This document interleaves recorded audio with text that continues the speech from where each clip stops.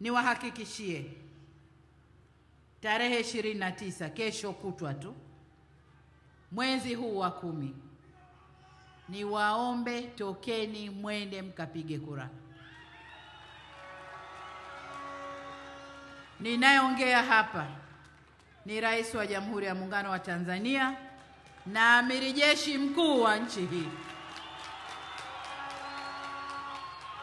Nataka niwaambie maandamano yatakayokuwepo ni ya watu kwenda vituoni kupiga kura.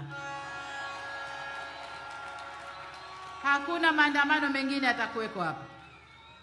Hakuna tishio la kiusalama litakalo kuwepo. Anayesema ni Amiri Jeshi Mkuu wa nchi hii. Niwaombe ndugu zangu, twendeni mkapige kura.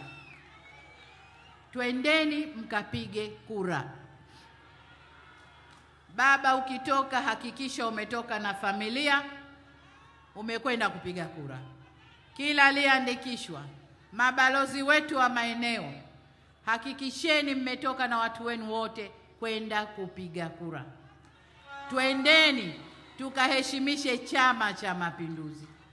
Twendeni tukaiheshimishe Tanzania. Tukapige kura kwa usalama, turudi kwa usalama.